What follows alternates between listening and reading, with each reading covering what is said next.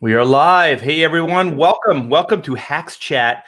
We haven't done one of these in a while. We have the great Adam Post and his new book, College of the Dead.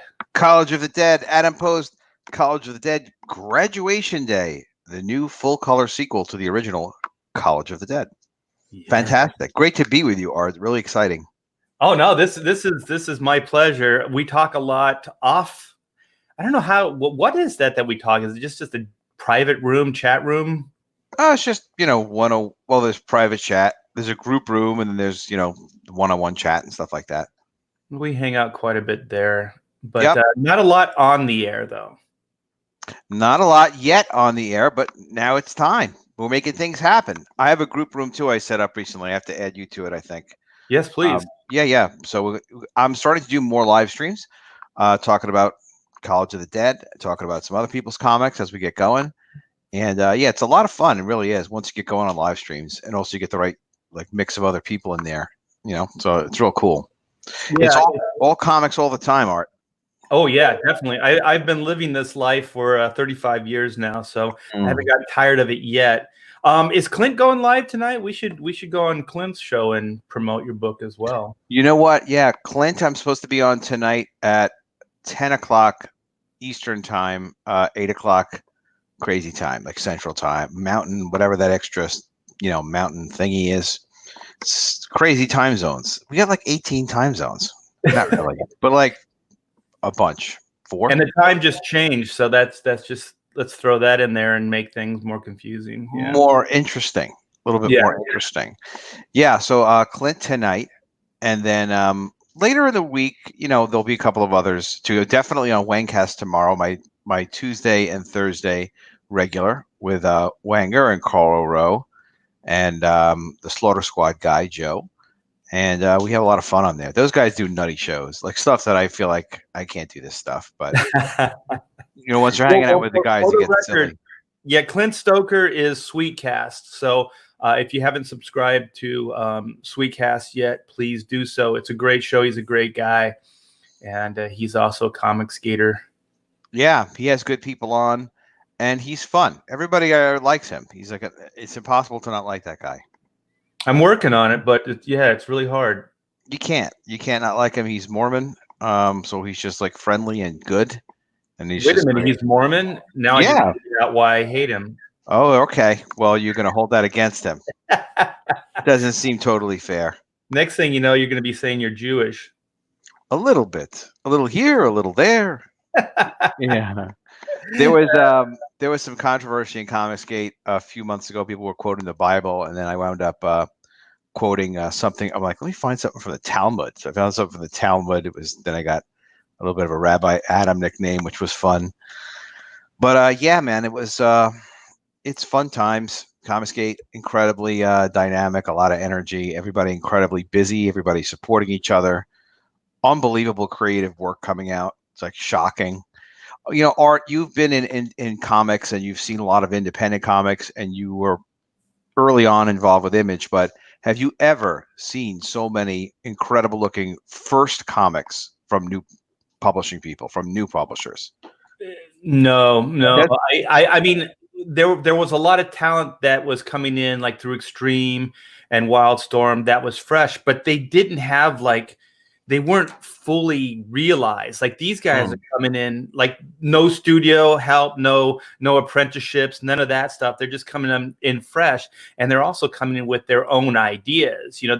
It's one thing to maybe have the skills of a writer or a penciler or inker or colorist, but it's another thing to have that fully realized, all those things. These guys are storytellers. These guys are putting these IPs together themselves. Actually, even now that you mention it, I forgot who I was talking to about this recently, but it's not just having the great idea too, because you can have a great idea, a really commercial, fun, cool idea.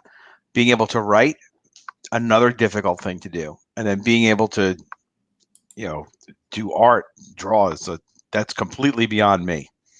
So I go as far as the great idea and some of the writing from project to project, and then the rest I have to collaborate with other people. But that's how you get to work with great people. Yeah. Are you writing College of the Dead? No, College of the Dead was written by Stefan Petruka. and Stefan has written for. Well, he wrote, his biggest thing was he spent, my God, a lot of issues, like 100 issues with Charlie Adlard from The Walking Dead on X-Files. The two of them worked together on X-Files forever. He's really good with suspense and horror. I mean, I look, with his work, his writing is so good that I don't feel comfortable taking credit for any of the writing in the book, except, you know, a lot of the characters and the situations and the story and the setting and a variety of the development of it is really me. But he's so capable that, you know, you start working with someone that's so capable in what they're doing. You're like, all right, how do I facilitate this instead of, you know, making it be like, well, it was more of this in mind, you know. So the ability to be organic with creative people when you're collaborating and produce like better work than anyone could have done individually is that is a real exciting thing about making comics like the way we do. Yeah, and all personalities, all creative people are different. So every time you're working with somebody new, you know, you have to kind of figure out the parameters and how to get the best work out of those individuals and how to get you know, the thing is, this is comic books and we should have fun as well. So when I collaborate with people, sometimes it's more important for me to have fun, you know, working with them than actually getting like, oh, he's the best guy in the world, because I could do things that make me more money. I choose to do comic books, you know. So I always thought, if I'm going to do comic books, it better be fun, you know, because I can put on a tie and I can go to, you know, an ad agency and I can work there and make 3 times the amount of money I do here, but it just wouldn't be fun. You know? Yeah, everything creative you give up to someone else, and in that environment you're not even making comics.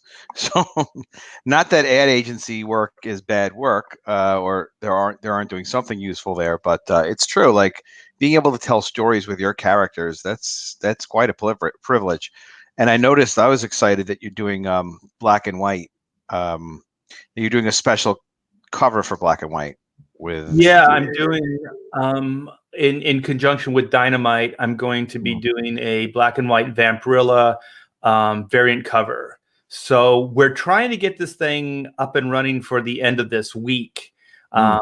So I'm crossing my fingers. I just got an email before we went live, and they got me a lot of the information, so I can start putting the site together tonight and hopefully get it all up and going. Would you care to look at it before? Oh, by all means. You know what? We turn this into the me show. Well, you know what happens, Art, is I've done a lot of these one-on-one interviews, and you and I did one with Von Klaus. It's just like I get very interested in what other people are doing very easily. So, and then I wind up taking things over. So I'm not looking for that. But you know that if you want to think like, what is Adam most excited about? I'm super excited about the College of Day graduation day. Yes, the trailer. The trailer is off the hook. I don't know if you've seen it yet. I hope you haven't. I did. I posted it, but is it on your Indiegogo site? Yeah, it's right on the Indiegogo site. It's really just a big image at the top with a, you know, click here to play thing. Okay, let's look at that. Yeah, let's check it out. I do appreciate you bringing up black and white, but yeah, that's not what we'll do it on my channel, damn it. All right, this should be it here. So is this the one that has, well, let's just play it and then I'll answer my own question. Yeah. You got the audio in there? Yeah. I think it's not, you have to click that box for sharing audio. Oh, you got it.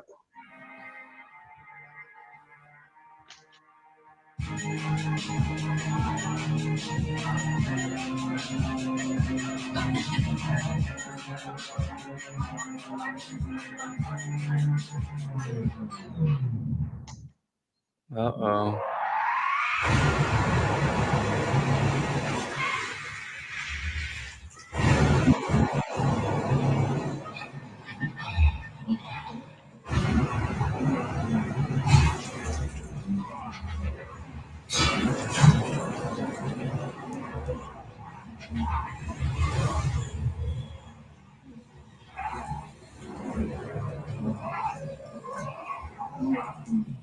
Cost you an arm and a leg, Art. That's so I've heard. Oh my gosh, it is so good. Thanks, man. Ted Zagaro did that for me. He's one of the War Campaign guys. He's online, and he did one for Vinny Tartamella that was a little shorter. And I was like, okay, this solved my problem. I wanted to have an amazing video trailer, and I wanted to have. I didn't expect it to be animated or anything like that, but I didn't want it to just be a serviceable kind of boring trailer. It's like, oh, it's me talking about my project. I just really wanted something that was like storytelling. Yeah. So, yeah, I showed it around a little bit, and there's a Hollywood buddy of mine who I showed it to in an earlier version of it, and he made feedback on. We used some kind of filter, some light filter. He was like, "Listen, take that out." I'm like, "Well, all right." So we just made some kind of edits to it, but at the end of the day, it just came out so fantastic.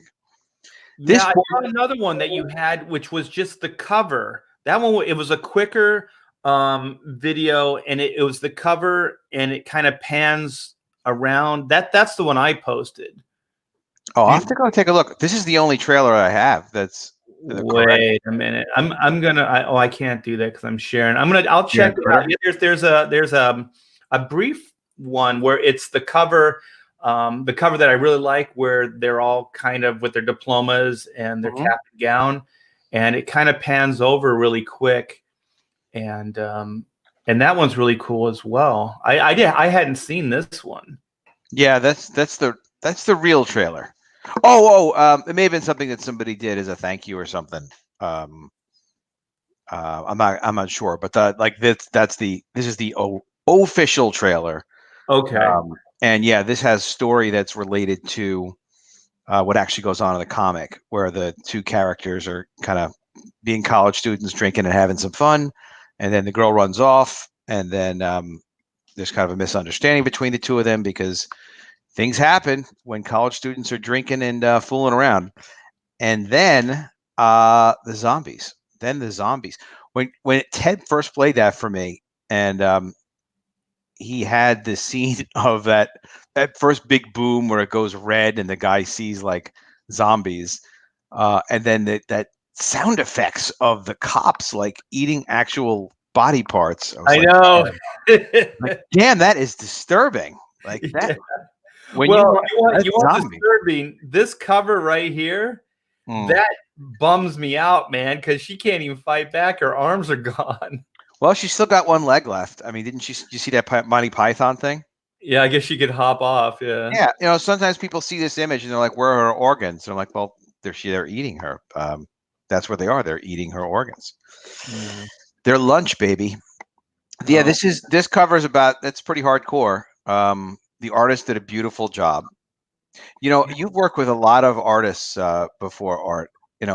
He's from Spain, Javier, and it's funny that they tend to draw the women with more, well, just say flatter chests. So with me and Javier, every time we do a cover, lately anyway, it's always been like, Javier, come on, I need to see bigger breasts on this one. I got to see bigger boobs on this one. So a couple of like 2 or 3 revisions back and forth, and he finally sees like what these crazy Americans want. Well, the Brazilian guys don't have that problem, Adam. Well, all right. To Brazil. You got to get some Brazilian guys in there. Well, that's the thing with this guy, Javier. We were just talking about this before, like working relationships. It's a great working relationship. He's a really good creative guy, and we communicate well. So the work keeps getting better. So I've asked him, like, will you do College of the Dead 3? And he's like, yeah, absolutely. So I'm just super excited about this launch, about us hitting the goal.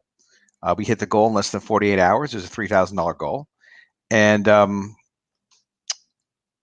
what else do we got? You guys also you were in the top faves, right? Yesterday. Oh, you know what? We were trending #1 for comics. Yeah. And I think it's possible that next week there's a big launch coming next weekend that might push us out of the #1 spot. And I'm aware of it.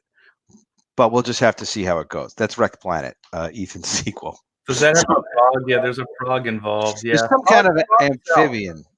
Yeah. I'm thinking of doing a girl with a bunch of frogs around it, and we'll see if I can kind of capture some of that energy. A zombie frog eating hot chicks. Yeah, zombie frog eats up hot chicks. There you go. Yeah, so this is one of the 3 covers, and this is the arm and a leg cover. And I was really happy how Ted did a great job of kind of getting her in at the end of the trailer. So it's like, oh, when she runs off, that's the same girl. It's not the same character, same theme, but that's the girl that's the image that pops up when the text runs. Where college costs you an arm and a leg. Okay. We got the other cover, the graduation cover, is in the beginning. So just from an advertising and technical standpoint, but it's a lot of look, it's just so much fun making the comics, making the promotional videos. There's just nothing like it. Well, what are some of the tiers? Let's go through the tiers here. Well, you know what? If you want to scroll down a little content, there's a little bit more I should explain. You can see it from the images. So that was the arm and leg cover. This is the graduation cover. This is the regular standard cover. Okay. So, yep, that is the regular standard cover. Beautiful cover, and people really like that conceptually because it's a bunch of college students that are zombies, and it works on a lot of levels. It works on a literal level, like they're from the zombie apocalypse world, and now they're turned into zombies. But it also works in that professors like this a lot. Like Professor Geek, who's a teacher, and he and I are working on a project together, was telling me like he wants to hang a picture of that like in his office because it's so like the students there. In his dealing with the students, he said sometimes they seem like zombies. Yeah, this is my favorite piece that represents your book. You know who conceived of that? The idea for that piece was Jim Salicrup. He's a good friend, and I know you probably know Jim from Marvel. No, Marvel, yeah. Freaking amazing guy, freaking amazing, and just a great idea man, Salicrup, and just a great editor. I hope one day we can produce, actually make comics together. But yeah, Jim was saying to me like, well, maybe for the back cover of College of the Dead, you'd want to have the students dressed up like, in cap and gown and make them zombies. That's how Jim Salicrup talks. Yeah, it is. And my book was done too, because it was originally suggested for College of Dead 1 and whatnot. And I was like, well, Jim is always right, so you can't even debate it. His suggestions are like complete, because he listens well and he knows comics so well. And he was Stan Lee's right-hand man for a long time, even at Stan Lee Media. So he knows good stuff when he sees it. So yeah, we did that. But then it was like, you know what? I don't really want to just use this for a back cover. To me, that's the cover of the next book. And that's what we did with that. So this was for the campaign before this, right? Well, I showed it in the campaign before, but I never intended to put it. I like Jim's idea of the piece, but I didn't like Jim's idea of putting on the back cover, because he's talking about like when it's in stores, people will look on the back and that'll really grab them. And I'm like, well, I don't know that we'll ever be in stores with College of the Dead. My focus is crowdfunding. My focus is direct to consumer, what we're doing with Comicsgate. But I love the piece. So the minute he said to do it, I was like, all right, I'll get a cover from Javier. And Javier just killed it. He killed it. Yeah, this is great. Yeah. So the first cover was the football player with the head as like the football. Yep, and Salicrup was involved in that one too. If you page down a little bit, there's the girl with the torch, and then it'll pop up the next one. This was the first cover.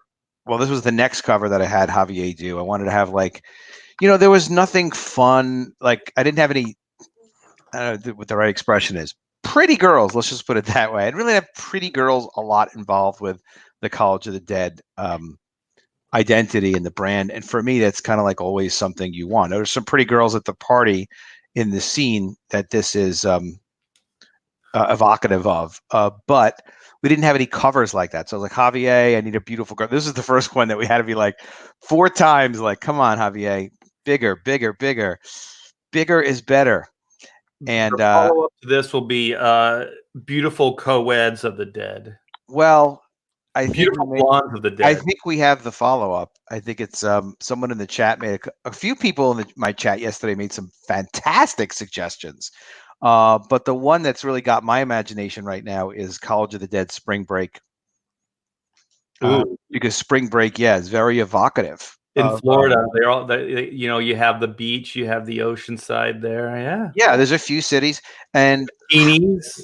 I don't know that I want to do a new cast though, because these cast members have been written so well. And there's a couple of new ones that are in College of the Dead book 2 here, Graduation Day. But there's nice continuity from the first book to the second book. Even though in the second book, because Stefan's a great writer, he set it up so that you can kind of read it independently of the prior. It's good to have them together. But yeah, this is also so generous of Kyle to give us feedback on the coloring. Because he did the coloring for the College of the Dead football cover, and we wanted to translate the colorist's work to. He couldn't color all this forever, so we had to bring in a new colorist, and she was a Comicsgate related colorist. A few people have used her, Farah Namzilla, and she is another person with great attitude, takes feedback perfectly. She just wants the work to be great. She wants her client to be happy. So. Good attitude. So yeah, we got the zombie coloring from Kyle's zombie coloring, and he made some suggestions about the light source and things like that. And it came together beautiful. I just love I really love the art and the work too. Art. I'm not an artist, but if I think to myself, like if I had just kept drawing when I was like 8 years old, the way I used to love to, maybe I'd be drawing, but then I wouldn't be able to collaborate as much with people. Right. And all your time, you'd be chained to the drawing board. Yeah, it's a curse and a blessing. Yeah, everybody's got to use whatever gifts they have and try to get better at it. So then, and give other people opportunities. Kyle kind of set up a color guide for the colors to come after and follow. Right? Page down a little. I'll tell you exactly what he did. Well, he did. So we took the really interesting skin tones. That was from book 1. We took the really interesting skin tones that Kyle developed for the zombie's head, and then just made sure that Farah kind of sourced from that palette when she's doing zombies, unless they were really freshly dead. Okay. So that was how we established it. And then I had sent him her piece, and that girl, the prior piece with the girl with the torch, had a light blue dress that Farah originally suggested, and Kyle's like, no, light blue, just make her dress red. And I was like, okay, let's see how it looks. And it looked fantastic. So his color, he knows his color choices. Yeah, he's only influenced by what is incredibly cool and very commercial. Not even I don't even know if it's all of his own personal taste, or if he just knows money shot. His stuff is so interesting. I like the blood stain on the forearm here. That's pretty cool. I think that was a contribution of I don't know if that was Kyle or if it was Mark Maz who did the design for the layouts or whatnot, and he kind of tilted the logo. And Mark was actually worked with Ethan at Harris Comics and did the original Cyberfrog logo. Oh, so he's another really talented guy. Keeping it in the family. Yeah, well, you know what it is this is the amazing thing about working art. A lot of guys don't realize is, number one, if you ever put out a book and it's a hit, it needs a sequel. It's indulgent to not. Well, I guess you're not doing it just yet. You will, but I just look at it like you put out a book and it's a hit. Publishing, you do not get hits all the time. Right. So if you get something that succeeds, I just feel like, my God, you've got to get another one of those out there ASAP. It doesn't have to be, you don't lessen the quality, you don't lessen any of the standards, but as much as you can, you want to build momentum for the brand. So College of the Dead, the first book really for me was a nice success, and they really enjoyed it. They really enjoyed the writing. So I had to have College of the Dead 2. And then the next plan is to just do 2 of them per year and keep them in color and make them. Are they always the same core group of characters, or is it kind of thematically the same but with new characters each? Well, it's it's been the same group of characters. Some of the characters died. Some of the characters you feel like should have died, and one of the characters, quote, shouldn't have died. It's part of the really cool writing in this, where that was in book 1. There was a really strong character that when I saw she died, because it's not like I told Stefan, like, kill this character then. That was up to him to develop with the story. She's an interesting, strong character, like that had good banter with the rest of the group. And then she died. I mean, she should have relatively quickly. And it was kind of like, oh my God, like, why is this character dying? And then there was another character, a weak character that died. But it was kind of like, well, you're a weak character. You say you can't carry on, you can't fight, then people will just kind of throw you to the zombies, and they just can't waste their time with you. Kevin Tomset is asking, and he's been a supporter for a long time. Are there any future plans to color the original book? There have to be now. So yeah, I do have. I don't have it. To me, when I say plans, that means I've already assigned it. So I'm thinking a lot about it, and I'm 2 seconds away from asking Farah to do it. So any day now, and then I'll have to find the right time to re-release book 1 in color, because you want a common aesthetic. Oh, one thing I wanted to show you, Art, and I would suggest that if you're having availability to do it for your work, to think about doing it. If you can page up just a little bit where there's roughs. This Ashcan book is from book 1. So I produced this extra 100-page Ashcan book for book 1. And the reason that I did it was... Wait a minute. Did you say 100-page Ashcan? Yes, brother. Upload a little bit. Let me show you the cover, since we're talking about the Ashcan book now. Well, I'm going to have to stop sharing, right? No. You're doing fine. Just move up a little bit. Like you page the other way. Sorry. Yeah, that way. A little lower. That's the cover of the Ashcan, right? That's the cover of the Ashcan. Now, I'm calling it an Ashcan. It's a making of book. It's a how the hell we made such an incredibly well done zombie comic. And I can say that because I didn't fully write it myself. I didn't draw it. I just came up with the idea, oversaw it, paid for all of it, and I love it. Man, it's my zombie apocalypse universe. I love it. But one of the things people don't get to see when comics are being, when you're buying comics and you're loving your characters, you really don't get to see how the pieces come together and the comic is literally actually made. So, oh yeah, Cam 1138 in the chat is saying this Ashcan was really fun to see the process. People actually got to see how we made the book. So if you go down just a little bit now from the cover, what we put in was this. If you can see, you've got those 2 photographs. The script that Javier, the artist, got, his full script is in this book, page for page, along with all the reference photos that he drew from, as well as the resulting rough layouts that he created to get approval from me and from Stefan to say, yeah, go ahead and finish the work. You understand the script. So the writer broke down the script visually? Well, no, it's not the writer who drew the pencils. The writer did, like, if you look on the right-hand side, at least it's my right hand. Okay. So yeah, just the way you said it. So you have the script on the right side, and then you have Javier's breakdowns on the left. Essentially. It's actually, that's the way my page displayed, and I'm not like super ninja graphics guy, so it's actually the opposite typically. But yes, you see the full script and any reference photos, what Javier saw, and then from Stefan, who's meticulous, fantastic writer and great guy to work with, super organized, and then he delivered that. And once I approved the script and we sent it on to Javier, Javier did those rough layouts for panels. And then Javier would send those roughs back in batches of usually 10, I think. And we would then go through them and make sure everything was cool and how it translated. And then say, yep, Javier, please finish the pages. And then he finished the pages. So there's like roughly 50 pages of text and photos. And then there's another 50 pages, page to page, of Javier's roughs that we then got to approve. But for people that want to understand storytelling, it's really a great resource.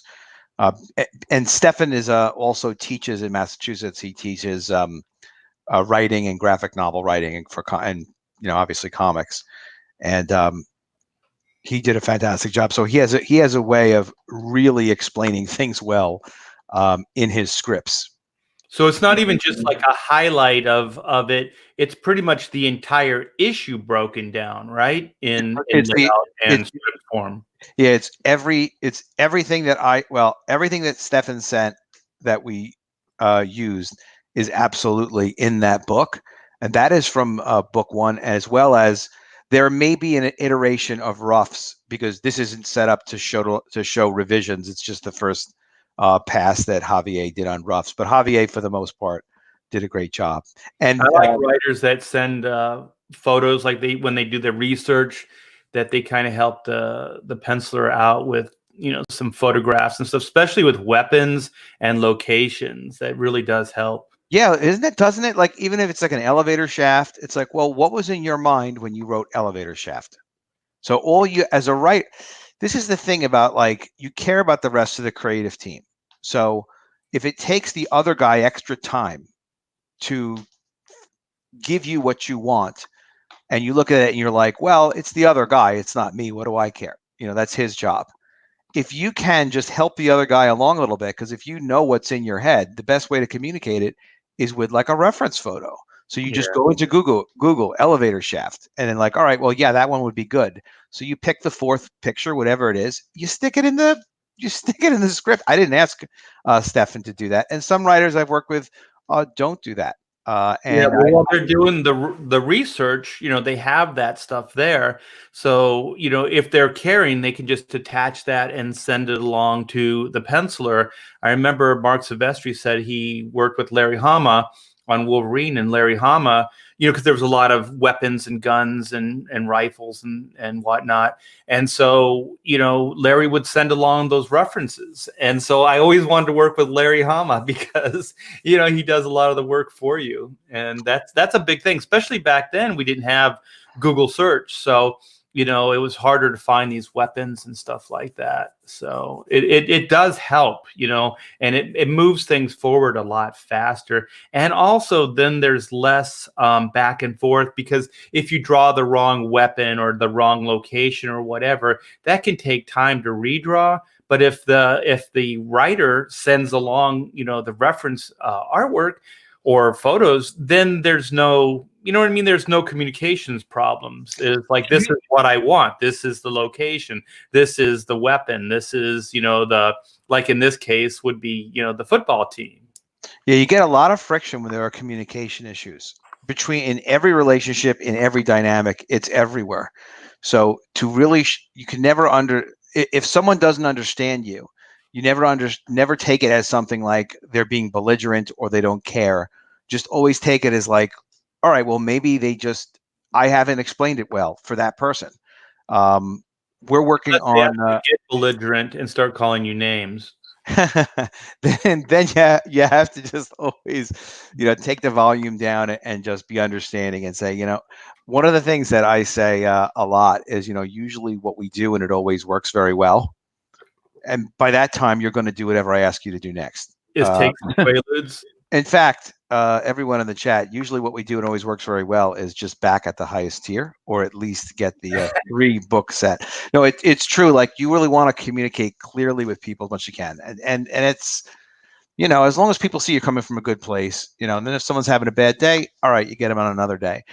Someone asked in the chat, do we have the Ashcan for book 2? I don't have it yet. A number of people have been asking me about it. I'll probably add it as a separate tier in a couple of weeks. I didn't do it this time because I didn't want to overwhelm people with tiers.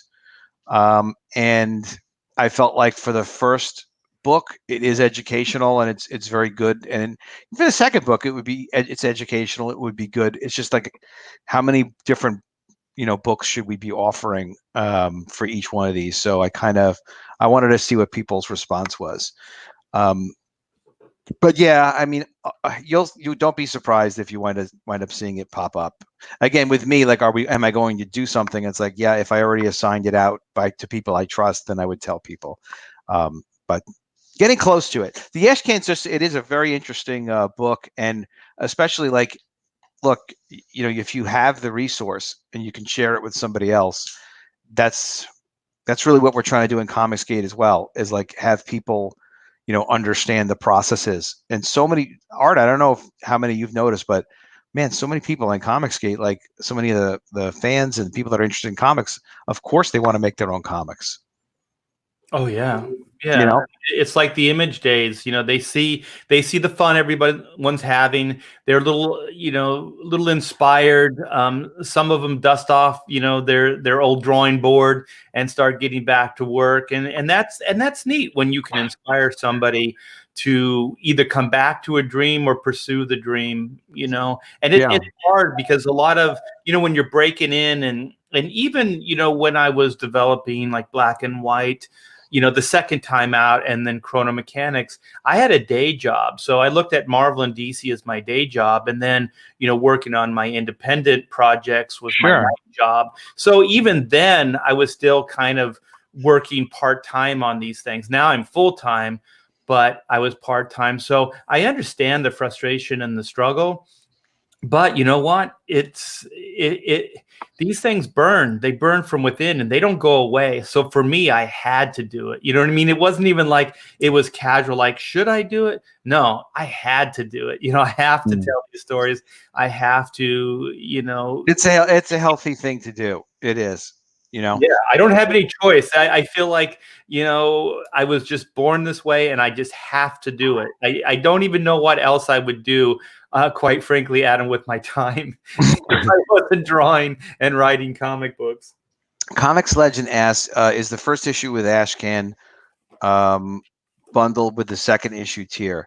I do actually have that, where you can get the first book Ashcan, and then the graduation day cover. So yes, it's one of the tiers, and Art and I love to talk. Mostly, I don't shut up. So yeah, eventually we'll get to the tiers, but it is on the campaign. I wanted to make sure people had it. It is the last campaign's book, but the Ashcan's an important book. This book is visually oh, you know what? I have Art, do you know how to go full screen if I show something? I'll have to come back. Yeah. Yeah, I'll just show real quickly. This is the Ashcan. This is what that book looks like. So you can well, there you go. So that is the. Wait a minute. If you want me in the top left-hand corner, it lets you do solo. It'll throw just Adam on there if you want to do that. The what? No. In the top left-hand corner where it says Adam Poe Speaks, like that handsome fella on the bottom of your screen and whatnot. Oh, I see it now. Yeah. There I am. Oh. So this is College of the Dead Book 1 Ashcan edition. So wait, that's a full-size comic book, right? Yeah, it's 7 by 10. Yeah, you shouldn't call it an Ashcan. That is not an Ashcan. That's a full-on comic, my friend. Well, it's not even a comic, because you can't really. I mean, yes, you can read the story and understand. A comic, like an Ashcan, is usually like an 8.5 by 11 piece of paper folded inside. Well, like 5.5. We also call that 5.5, 8.5. Just for the future. Yes, we do call that 5. But I called it an Ashcan. I got away with it. And most people are still happy, but it is kind of like a making of book, so that is what that is.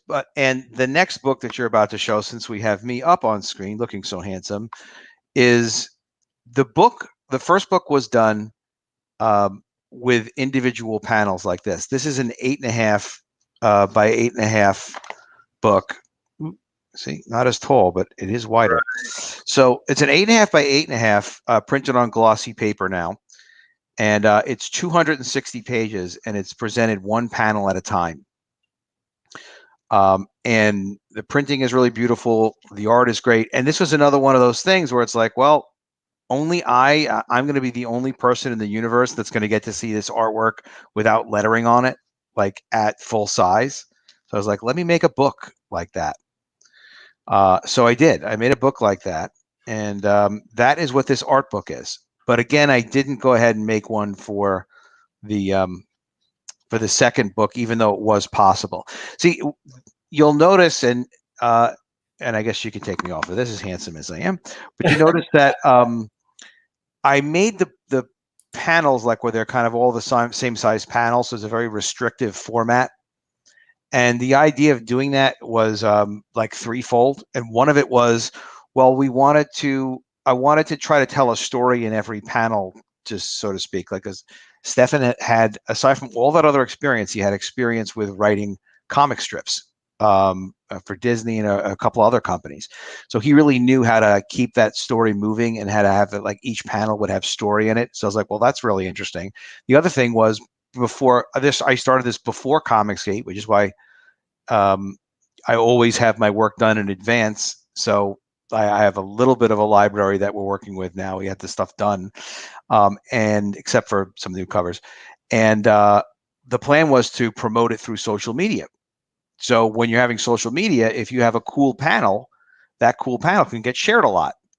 Now, a lot of my panels, I did that, and my panels did get shared a lot, but people don't buy things based on social media. They just kind of click, social media, whatever it might be. They reshare it to whatever it is. That was so that was Facebook. So if there's thousands of people that follow College of the Dead on Facebook, I don't know if 10 of them even bought the book.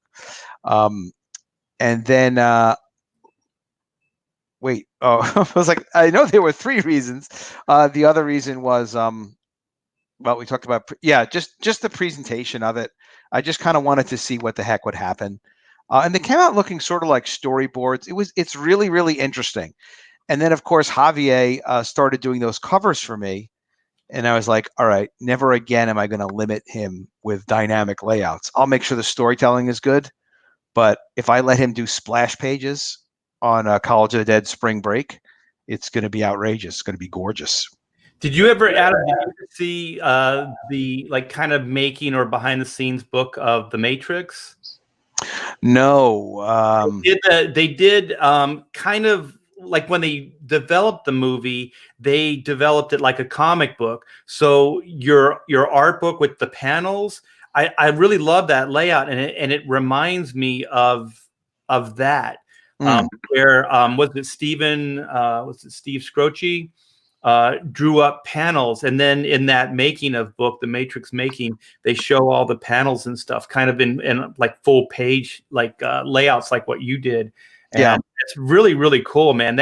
It's fun because one, you get to see the black and white. I mean, I like color, but black and white to me is really, really cool. And then no balloons. And then a lot of those panels are probably bigger than the original, right, on the page.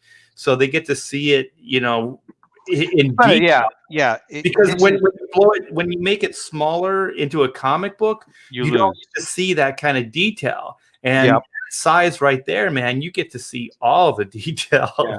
Yeah, it's literally everything. You really get to see literally like everything on it.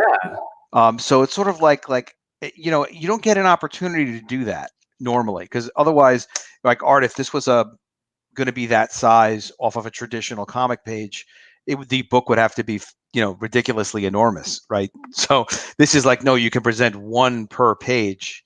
And we could have done it a little cheaper on 6x9. It would have cost probably like 30 or 40% less to print, and just had to be cheaper. But this is the way that I thought, like, this is the best presentation of the work, and it's fantastic work. And but that's like, you make trade-offs when you produce things. No matter, you do it at the best quality possible, but you can't make certain things. Certain things have limitations, have certain constraints to it. That is the best use of the limitation of doing like that one big panel per page. So I was excited by it. It's very unique, and it's specific to the IP and the campaign. That's why I like a lot of these campaigns, because it's not just the comic book. It's all these really cool, fun things that go along with the comic. And this is stuff that, a lot of the big companies can't do. And so you can thematically, do Ashcans, you can do, behind the scenes stuff, and, all those ideas. It's just you and I love talking a hell of a lot. We didn't even look at, I have interior pages of art, of color art in there too, like towards the bottom of that page, if you want to share that back. No, you had your moment. Oh, come on, RT there. T-Money. No, you get nothing, sir. Okay, so keep scrolling down. Yep. There's your interior that we were just talking about, and there's your book there, right there. That's one page, no lettering. Learn that trick from Monster MD. Show your art without letters. It just looks better. It just looks better. Oh, that poor girl. Oh no. Hey, things happen. This is not going well. Hey, it's a zombie world. I never thought I would be hearing zombie policemen eat body parts, but thank you, Ted. I have now. Ted Zagaro. When you get into this thing, you gotta go all the way in. Oh man, a guitar right in the head. Guitar through the head. People love the guitar through the head, and like none of us have seen it before. That looks like a hybrid between an SG and a Stratocaster, right through the head there. Yeah, that one's gotta hurt. Knocking her bow right off her head. Sad. Yeah. You could have could you ever do like a prequel and do like High School of the Dead and then do Elementary School of the Dead, and then you could do Preschool of the Dead? Well, that's actually pretty funny because there is a Japanese anime series called High School of the Dead, and a lot of people have mentioned it to me, and I have finally seen it. And it's different, and it's a bit it's the sexualized anime stuff and things like that. But the zombie apocalypse takes place at a high school, then they leave the high school. I have seen an Elementary School of the Dead type of idea before. But I've never, I was always wondering, well, not always, but when I had the idea originally, why not do college students? Like, how do you do a zombie apocalypse idea and never focus on a college campus?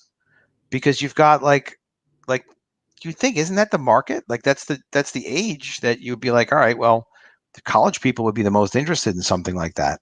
And also you can get away with a lot more on a college campus than you can as far as like high school or, elementary school, just as far as tonality, sex and violence and stuff like that. Yeah. Yeah. It would be interesting maybe to do a story of these characters before. That guy with the hammer, people go, oh, well, a hammer. What can you do with a hammer? I'll tell you what now, man. A hammer is a pretty badass weapon. Yeah, a hammer is great. That's my weapon.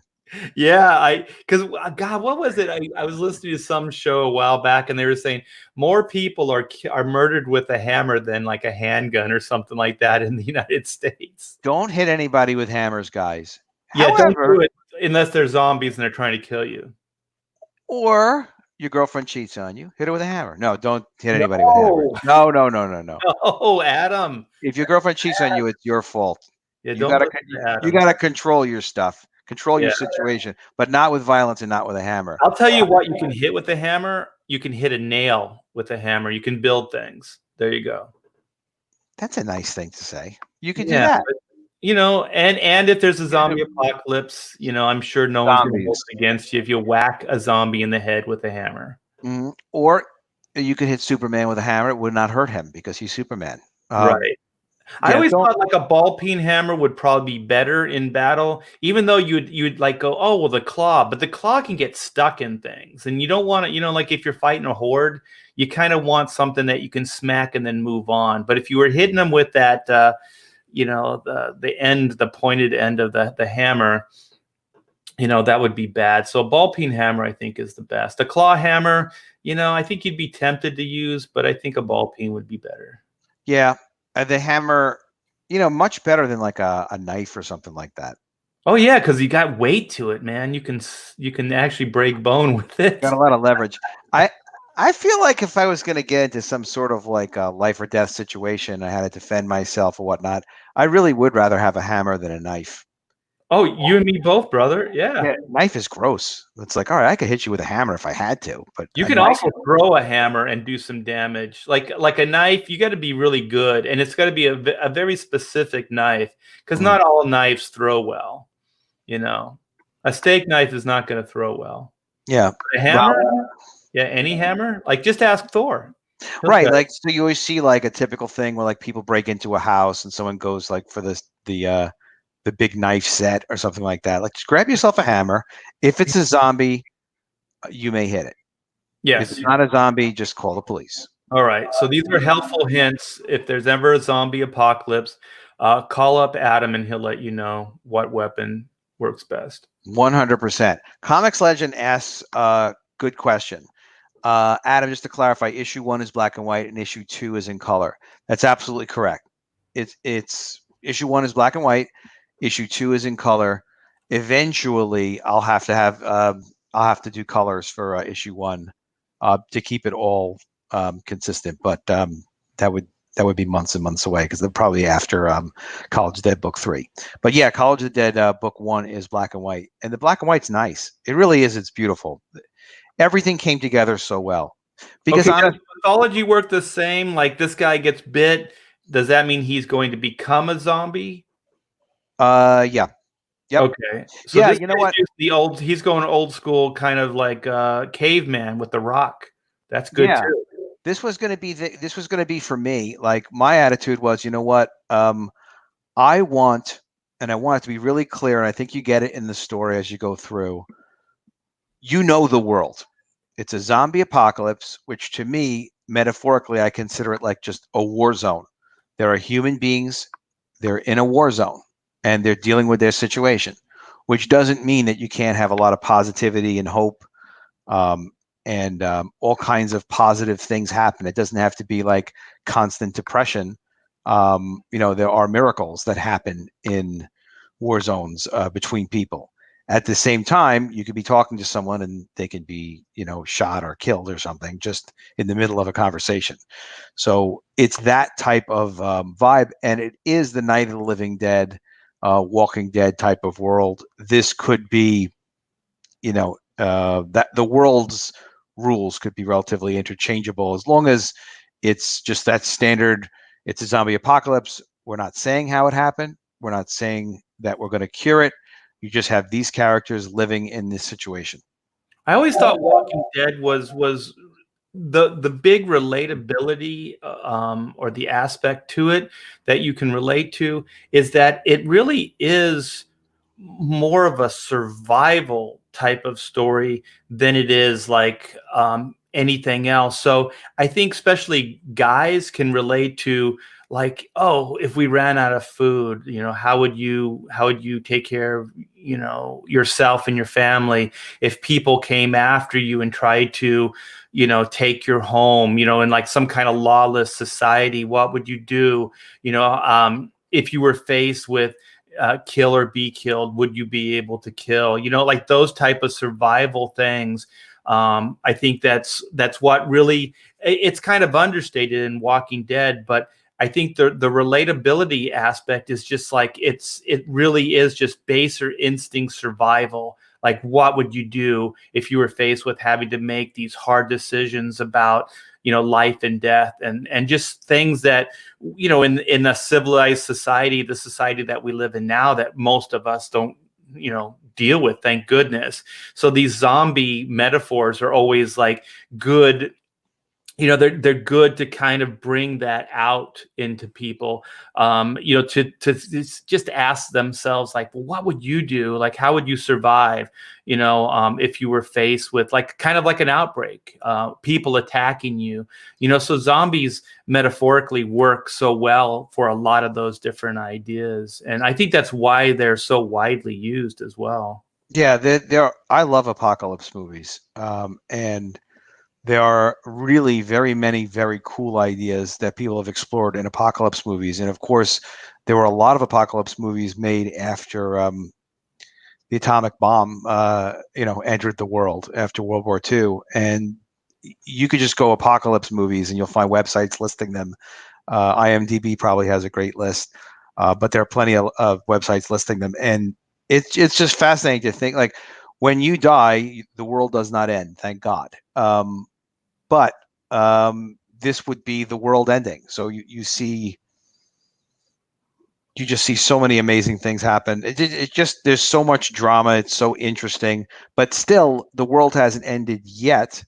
So these are human beings functioning in that very difficult environment, and human beings do amazing things when they're really pushed to the test.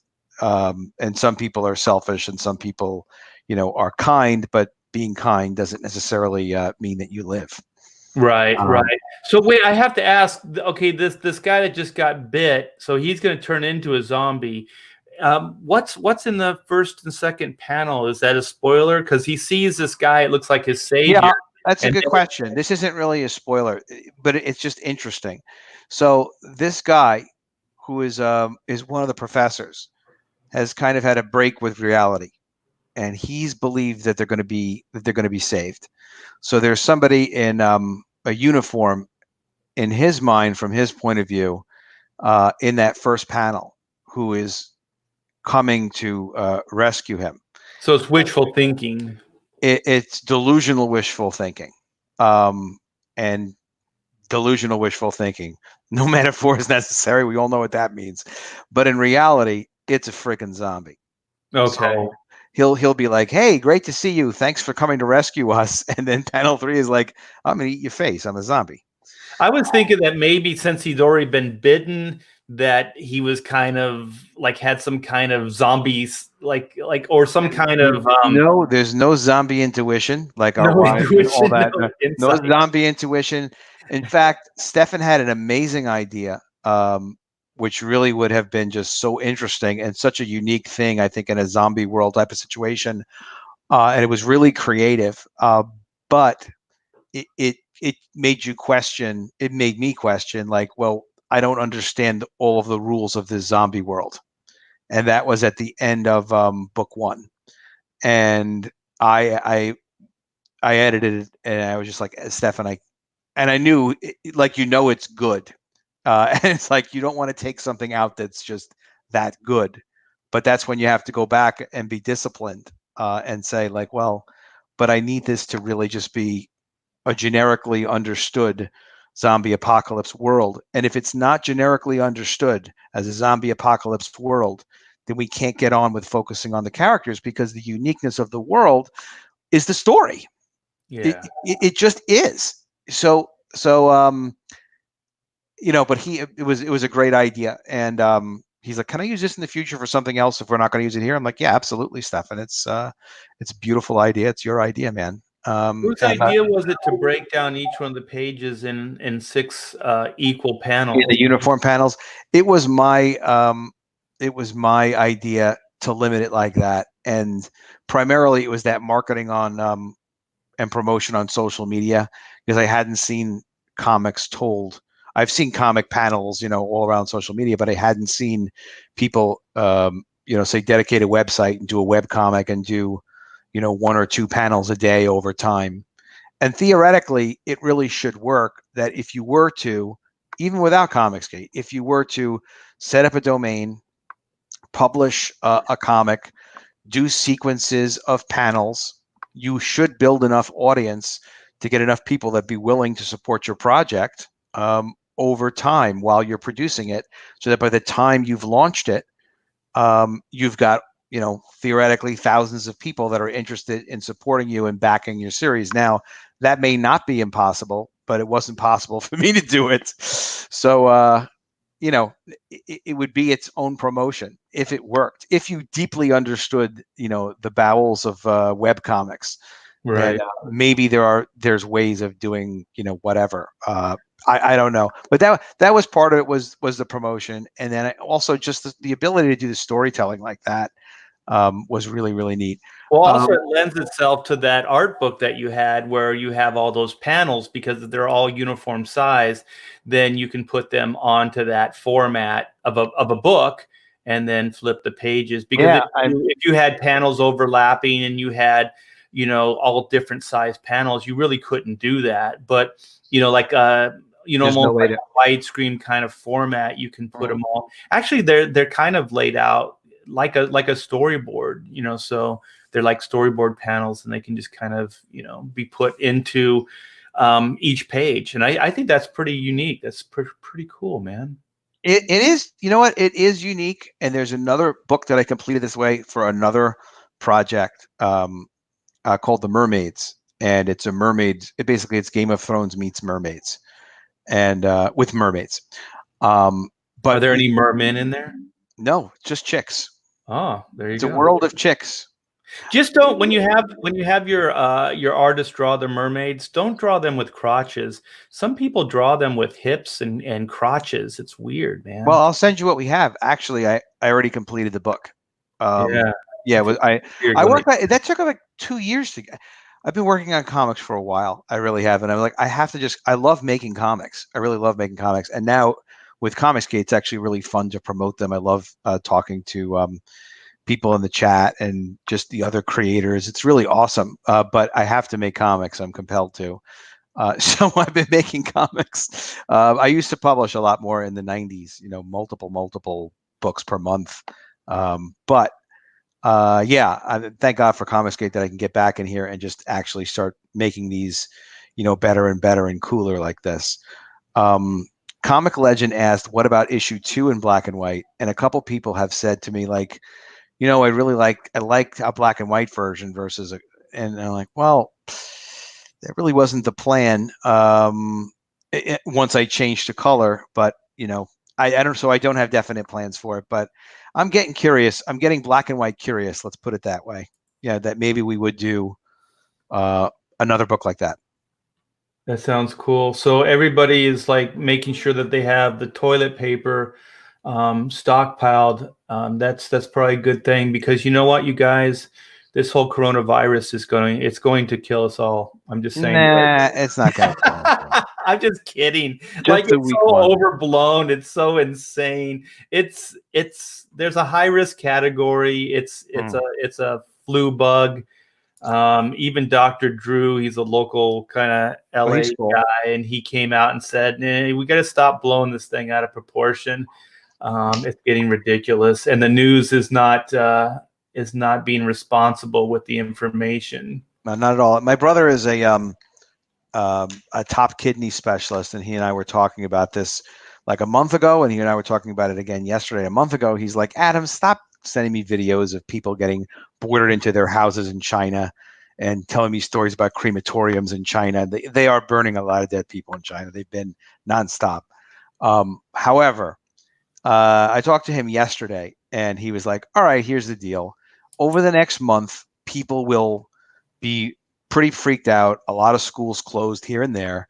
But once people see that, wait a minute, everybody isn't dying, psychologically people will improve. And then it's just, there are illnesses that float around just like influenza, like regular flu, that get people sick, and thousands and thousands of people die. We're not going to have thousands and thousands of people die in the United States over this.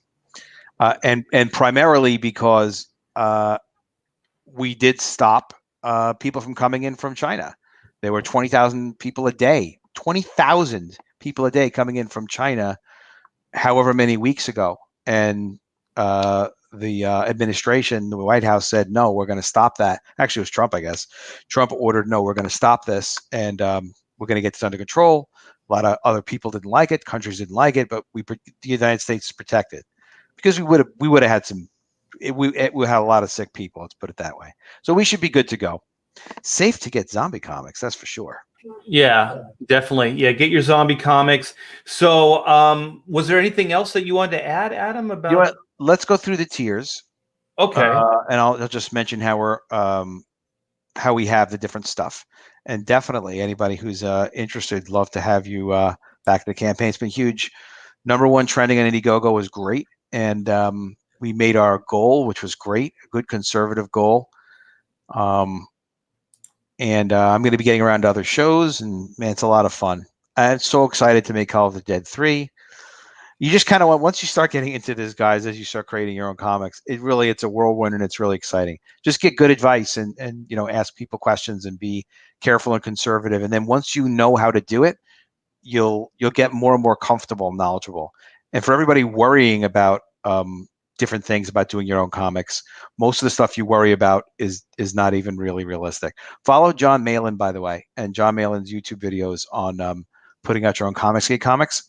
And I have a series called Secrets of the Comicsgate Network, where I talk about my 30 years of publishing experience and also a lot of updated things I've learned about publishing, the way we're publishing through Comicsgate, with YouTube promotion and social media and things like that. And my channel is my name. It's AdamPostSpeaks.com. You go right to the channel. Getting me right to 1,000 subs one of these days. We're getting close. We're over 700 now. Okay, on the tiers. The amazing tiers. Overwhelmed We with have the tears. featured. We have the featured tier. I really like this one a lot because you get all 3 of the covers. I was kind of like, well, see, this is why, like, I had to do these extra covers, so I didn't want to throw in extra Ashcan books and more, make it like 18 books just to publish one comic. But this is the graduation day cover. You get that one. You get the one with the girl with the torch, which is beautiful, and you get the Let's say arm and her a leg name is cover. Heather. She's heathery. She's very heathery. Yes. What do you think of the other one? Is she a Janice type? Yeah, the brunette. Yeah, she's a little Janice. Janice-y. Yeah. And you get the Janice arm and a leg cover, and you'll love them. 48 pages, full color. And another thing about this book is it's completely done. It's being laid out, and I'm going to approve test prints within the next couple of weeks, definitely before the end of the month. So I like to do the comics in advance whenever possible so that I can be really slick and ship on time or early whenever I offer a campaign. Is this a 30-day camp? Oh, 60-day campaign? Well, this one's 30 days. I don't have plans to extend it just yet. We'll see how it goes. The other one I did wind up extending, and was in demand as well. In fact, if there's anybody that wants like just that Ashcan, I don't have it on this campaign, but I still have it on the other campaign. The Ashcan's available by itself. If you just put College of the Dead and Indiegogo, they're going to have it down in a couple of days. But if there's someone that wants the Is that in demand, so then people can still get the? Believe it or not, it still is. Okay. Yeah, if they want to, because you can get the Ashcan through this offering as well, but there's other comics along with it. And if you felt like, oh man, I love that Ashcan, I just need to get that. So then on the next tier, it's just the graduation day cover by itself. Shipped carefully in a nice strong box, and then of course we have the Heather cover holding a torch lighting the way to zombies, and we have Janice, who is the arm and a leg cover. Poor girl. Yeah, poor girl. But she was asking for a dressing like that. I mean, honestly, you don't walk she's around. Delicious. I mean, those guys are having the time. Yeah, that's the other thing is, if you're gonna, Art and I have to face this in the real world. This is just in comics. If we walk around delicious the way we are, it attracts hungry people. So exactly, we have to be more cautious. But if not, this is what happens. Yeah, you get eaten. It's like life on the wild side. So then, then you have the set of arm and a leg cover, as well as the torch cover. The hot torch. Hot torch cover. I was originally calling it, the title was too long, like the Rough Night Hot Torch cover. She's just like, this is not such a good night I'm having here at college. Yeah. I like Hot Torch. But she is having a better night than Janice. Yeah. Unless Janice is into that kind of thing. Who knows? I don't know, but I don't think, I think Heather's just one moment away from being a Janice, though. Well, there is the way these wound up being designed, because it was, you have the Hot Torch cover. That's before zombies attack.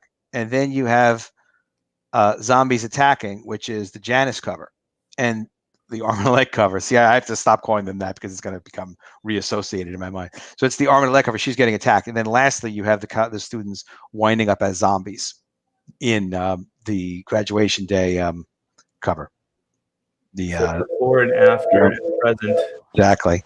Then I made a set of the prequel comic, which is the black and white one, with the all new color one, with the graduation cover.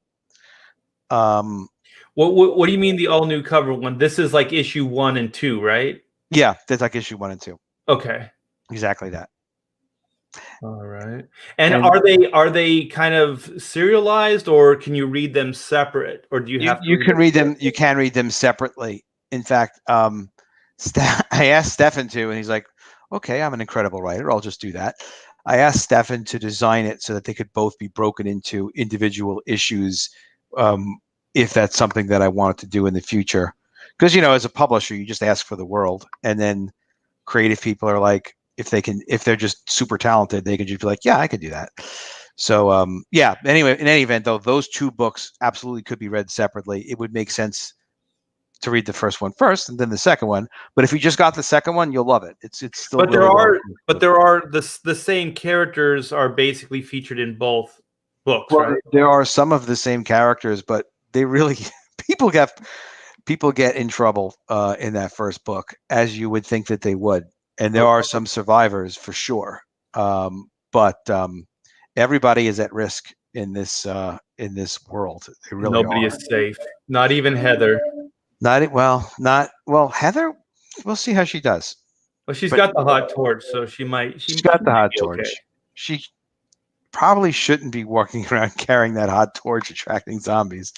But it's Heather. She doesn't know what she's doing. She should have a hammer. Somebody should just give Heather a hammer. That's what. If she had a hammer, no doubt she'd hammer in the morning. She would hammer in the morning. Yes, indeed. There's a lot of zombies though, so I don't know you what's might need gonna more happen. than one hammer then. Do you know, Art, that I bought the original, that College of the Dead graduation day image with the caps and gowns? That was done digitally. There's no original.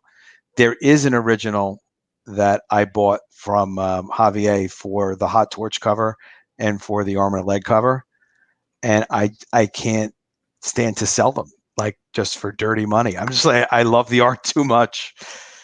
Maybe I'll get convinced to put it up or whatnot and sell it. And I know people would, maybe somebody would likely be interested or something, but yeah, I love the work too much. So I keep ordering more work from Javier. There's a couple of covers we haven't offered, but just great work. So that's the prequel comic and the comic. And then I put together, in case anybody wanted to get the prequel, the same thing as the one listing prior, the prequel comic, the graduation day cover, as well as the Ashcan from book one, because the thing is so damn educational. So I could see people getting it. It's a good thing to get. To put a price on education, but you did it. Especially when you go to college, sometimes it costs you an arm and a leg. I don't know if you heard that one, Art. Yeah, I paid for my daughter's college, so. So it was almost zomberific. Yes, it was. Almost. Then we only have two more tiers left. And so the next tier is one of everything. It is the 3 cover versions. It is the prequel book, which is that black and white book. It is the Ashcan book, which is that 100-page book. And it is the 260-page massive art book that you guys saw before, also from book one. So that's literally 6 books. It's a lot of books, but it's all the books that I have. That's everything. And that's one of everything. And then there's a tier that we have that's 2 of everything, which is the same, but there's just 2 of them. So if you have a friend, do you save any in shipping? Is that how this works? Yeah, there's a saving in shipping. Yeah, so if you have a friend, get this one, and you guys can share and save a little bit of money in shipping. Yeah, exactly. Exactly correct. Well, very good, man. This looks great. This really does, and you are heating it up. Awesome. Is this the second day or the third day of your campaign? Well, we just got into 48 hours, just past 48 hours. So it was like 1 o'clock Saturday. So we got into, we're a few hours past. So we're 52 hours, roughly that. Yeah, actually probably almost exactly 52 hours. Yeah. Really appreciate all the support. It's a huge help, guys, when you retweet and you share it on social media, share on Facebook or whatnot. Definitely take a look at it. Definitely back it. But at the very least, if you can share it, that's fantastic. The campaign is going to be up for 30 days. I may extend it. And it's really, really great talking to you, Art. And also, definitely, you can subscribe to AdamPostSpeaks.com on the way to 1,000 subs ASAP. Adam's been everywhere lately, so go check him out. He's got a great YouTube channel. His book is great, and you're going to get it. And you're going to get it on time. He's already said that it's done pretty much. So that's really impressive. You saw him hold up some of the books too, right here. So they sit around there. They're in my place. And you know what, Art? On my ship date, I've announced not just shipping June 2020, but June 26th, 2020. I was on with Ethan and Malin a little bit earlier on my channel, and I was like, John, I've upped our game. He's like, really? I'm like, all right. Well, he's like, what are you talking about? I'm like, I got a ship date, not just a ship month, June 20. He's like, oh, all right, good. But like Vinny Tartamello is always shipping on time too. I was teasing Vinny the other night too. Like, come on, Vinny, we got to pick ship dates. It's not good enough just to ship on time in the right month anymore. We got to get these things out. Let's have release dates. Let's kick ass. Well, thanks for putting pressure on me, Adam. That's what I'm here for, Art. Where's your book? Where's my book? Well, Chrono Mechanics is penciled and inked. All the line work is done. All the line art is done. So the writing is pretty much done. We're just waiting on the color, and then we will go to print. So fantastic. Chrono Mechanics is done. Your book is beautiful. Your book is beautiful. It's what is the next book you're going to do? And then I'll let you go on with life and do what you got to do. I'm gonna show this real quick. Please do. Yeah, thank you.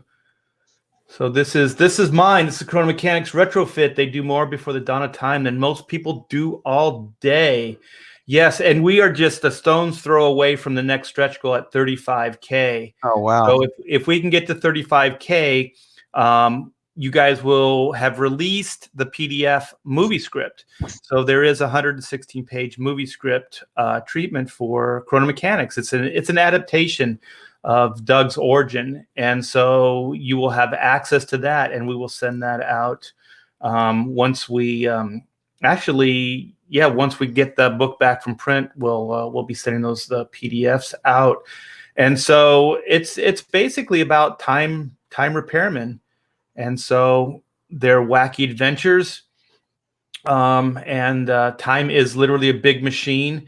And there's a company called Chrono Incorporated that's entrusted in repairing the big machine, and they have teams, various time travel repair teams called Chrono Mechanics. And so this story focuses on the best of the best, and it's Team 9.2 of Sector 7. So that's these guys right here. So they have to basically recruit a new member. So that's why there's that weird guy in the center with a guitar, like he's way out of place here in this image. So it's about this latter 20th century slacker rock god trying to learn how to be a team player and serve the greater good and stop being so selfish. So that's kind of in a nutshell what the story is. And we just added, you know how, Adam, you had all those behind the scenes. We have a work in progress as well. Cool. And so one of the things we have and we just added is the mystery sketch grab. It's over here in the tier. It's only $20, and you never know what you're going to get. And this isn't just a book, you guys. You can own a piece of artwork from the making of Chrono Mechanics, and it's only $20. And I have an example. I'm scrolling down. The art is so fantastic. Thanks. Some of the artwork will be in the work in progress sketchbook. And here's an example of some of the sketches and drawings that will be featured. However, some of them will be pretty rough, like this one of Caravaggio here. And so for $20, you guys, you can get, it's probably going to be about 8.5 by 11. Some of them's on just like sketch paper. Some of them are on artboard. Some of them are rough pencils. Some of them are pencils and inks. There's varying degrees of completion, but these are development pieces of artwork, guys. They're not like finished pieces or anything like that, but it's a rare glimpse at what goes behind the scenes of making a comic book like this. And not only will it possibly be in the work in progress sketchbook, but you can also own one of these images as well. And that's really cool. Oh, go ahead. I'm sorry. I was just saying that's really, really cool that people can buy art like that inexpensively.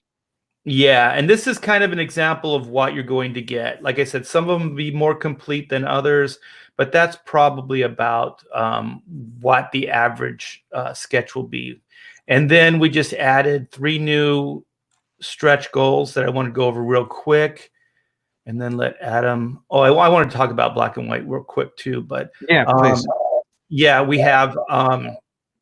I already mentioned the movie script. That's at $35K, and that will be written with my my movie buddy partner Matthew J. Hillary, and so we'll be able to get that. And like I said, God, what are we? We're only like $650 away or something like that from getting that into your hands. And then at 37.5 will be a book upgrade. So we'll get that into like a graphic novel format, which is the square bound. So we'll take it from a saddle stitch to a square bound. A lot of you guys have said you like the square bound format. So we're going to work towards that.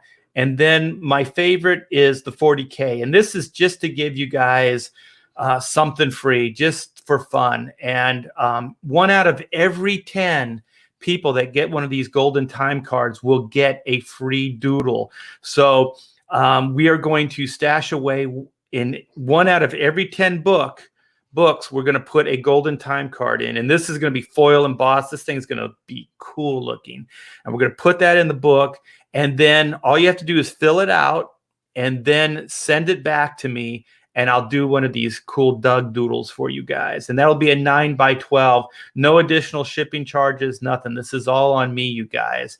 Wow. And I was thinking, like, if this was me, I would probably just want to keep the golden time card because it's cool. Yeah, it's like cutting the coupons out of the Valiant comics. Like, well, you don't really want to cut those coupons. Exactly. Yeah, you'll destroy the value. But I think it's just kind of a cool aside collectible. Yeah, it's interesting. Thing. Yeah, that's fun. And then I do want to show you some of the new color. I'm going to go in reverse, but these are some of the new color pages here. Pretty. Yeah.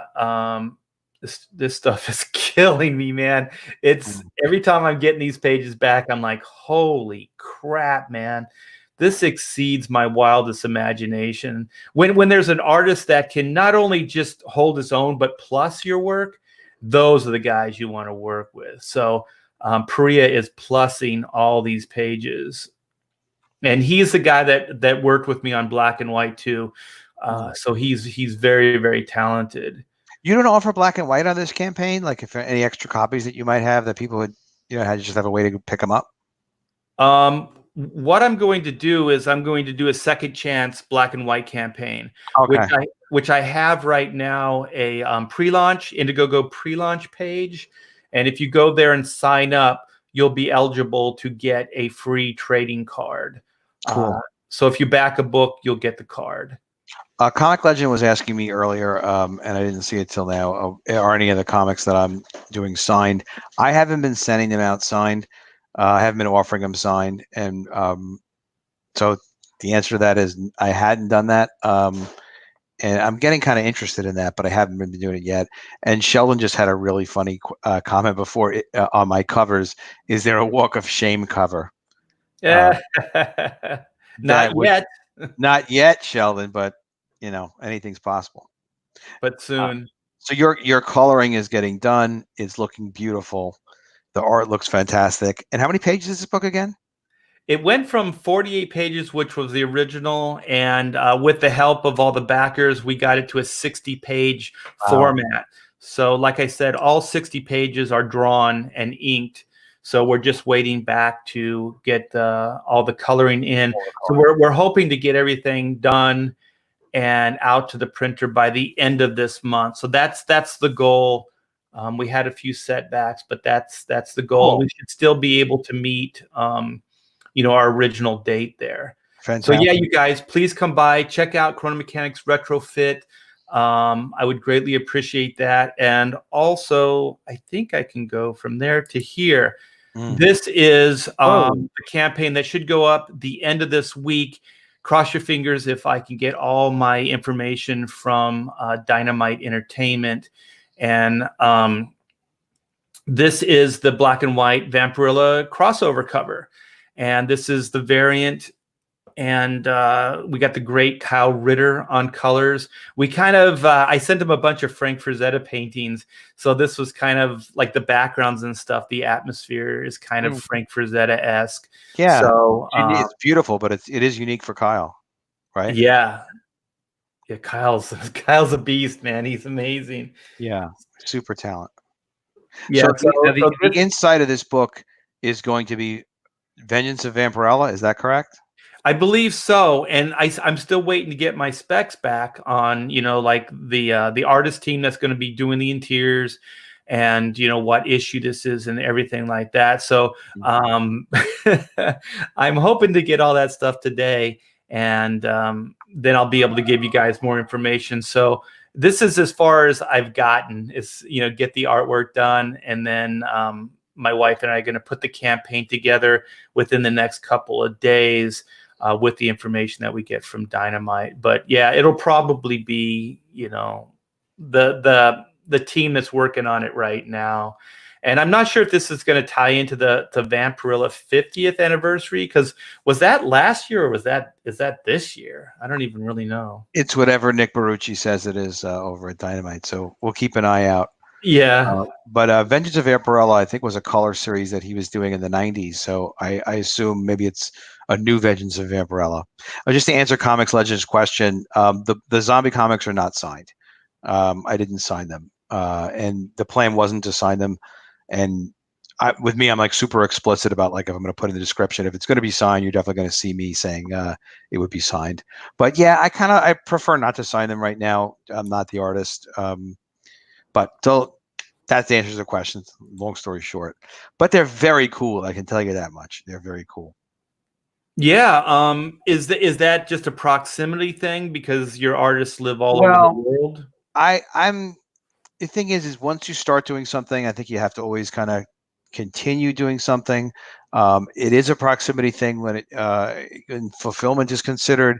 I'm looking into all sorts of fulfillment options for us too with Comicsgate. I was actually talking about this on Saturday on a live stream on my channel, the research I've been doing into fulfillment options to try to make to try to create a situation where backers can get their comics more quickly, in perfect condition, and at lower shipping rates. And there are many solutions to that.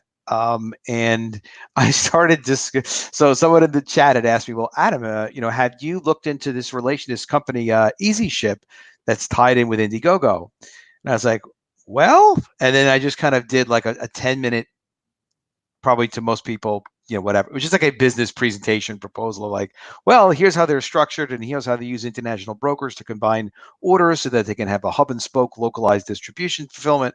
And so it gets complicated and it gets a little boring for people that are not excited about operations. But to answer your question, that's part of it too, is that I want to make sure like, maybe we have a way that we can really get the comics fulfilled absolutely fast, absolutely accurately, and cheaper. For example, most of my international on this campaign, I think, is a $20 fee.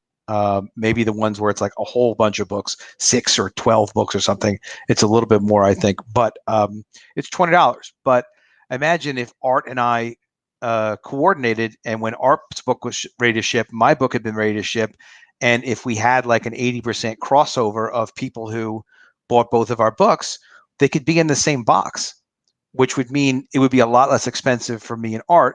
And it would also mean we could put something maybe extra in the box as a thank you, that we didn't have to pay all that extra shipping to get it to you. But in the future, if we really knew we could do it consistently, then we could charge, a lot less for. Yeah, or if there's an entrepreneur out there, businessman, that could put a fulfillment center together so the book's right from the printer. No, that isn't the answer.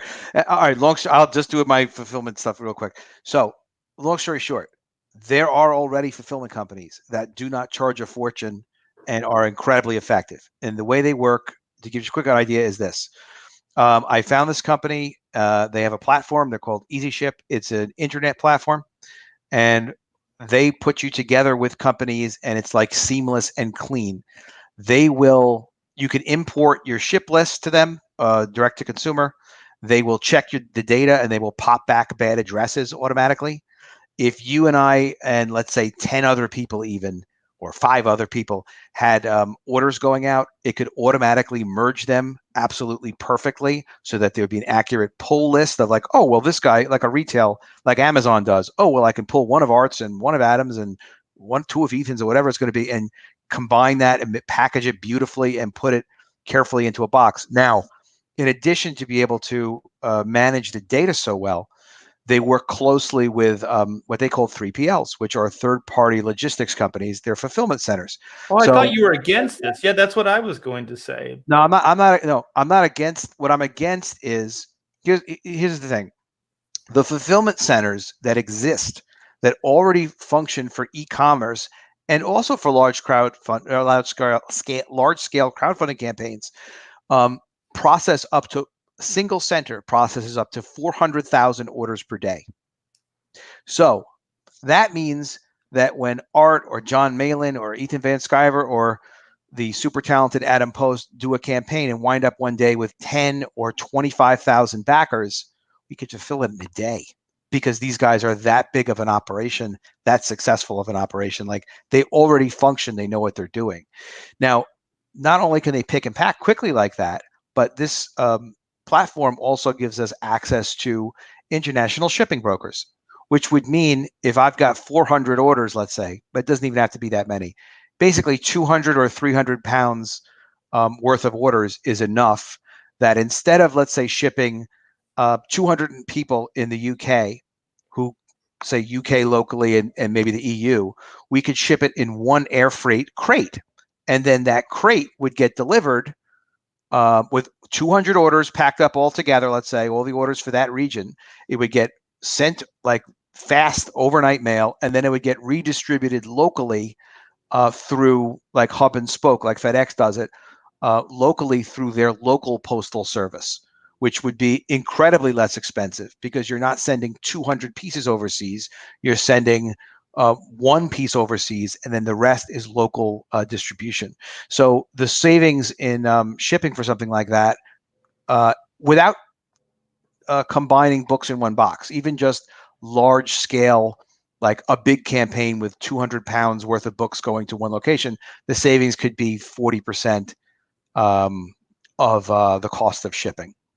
So yeah, I was going to suggest like if we had a fulfillment center just for Comicsgate. That's what I was. The problem here's why I say no to. They just don't have. Oh, go ahead. We could do that, but the problem with that business model is there's overhead, which becomes fixed. Labor, like employees, I'm not saying we would do it. I'm saying if there was an entrepreneur out there that wanted or that was already had this kind of business that they were running, they could come in and then just basically work with all of us, as a group.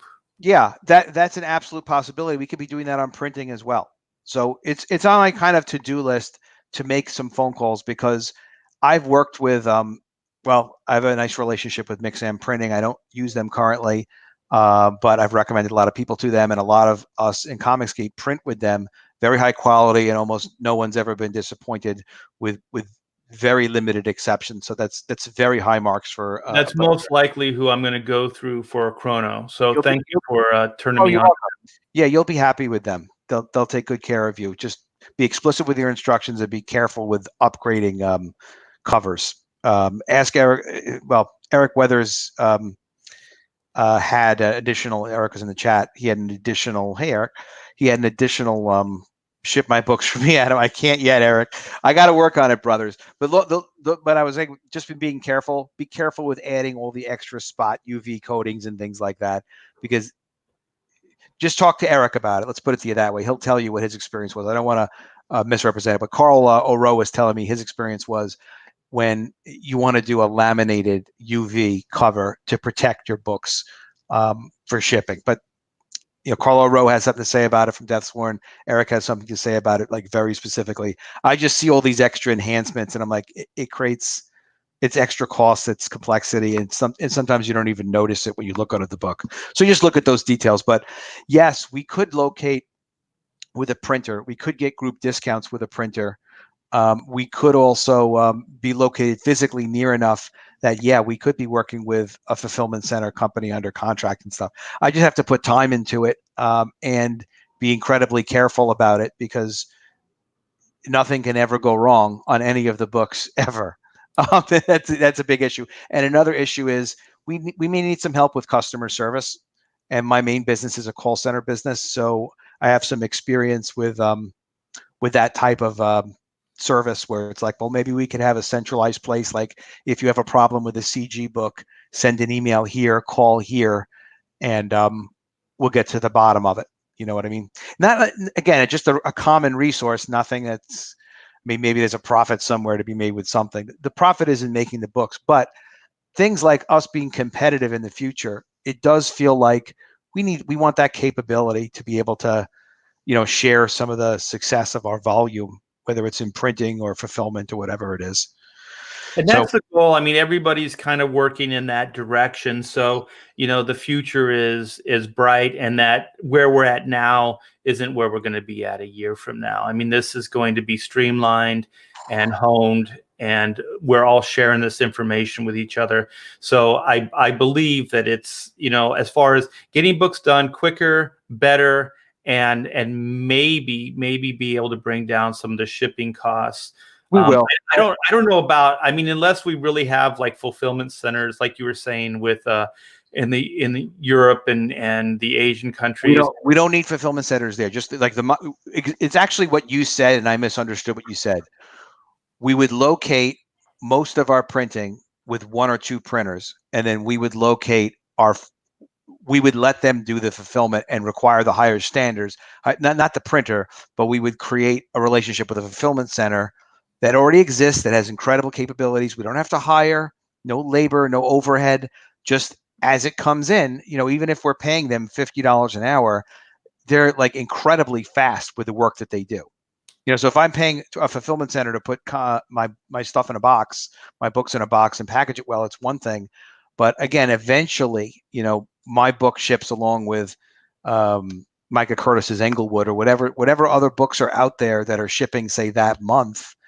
The economics from the same printer to say shipping there, and then goes to the location they put it together, and then like you said, it's more like the ground transportation. It's more getting it from that warehouse or whatever to the individual addresses in Europe or in So once you have 200 pounds to send over air freight and a crate of a whole bunch of combined orders, and they in discussing it at length, they kind of, to take advantage of that group shipping like that, it really has to be prepared by a fulfillment center because the work has to be prepared a certain way so that it is efficient. There's a lot of paperwork and legal stuff that has to. Yeah, they deal with all that jazz. Have to be filled out and everything. They completely deal with all that jazz. But then we don't need a fulfillment center in Europe because it comes in at a port.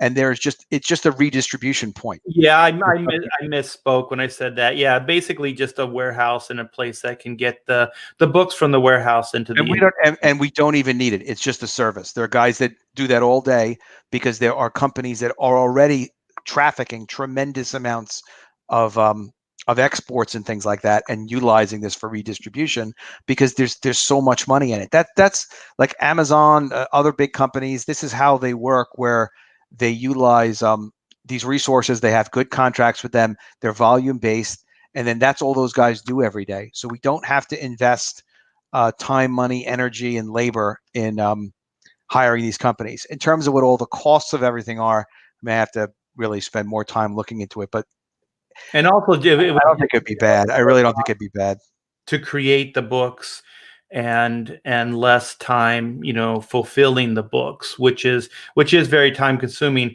At this point, I like doing all of that stuff, and my partner is my wife. So, but at some point it's going to get old. You know what I mean? Like, and then you're going to go, well, we're not creating anything.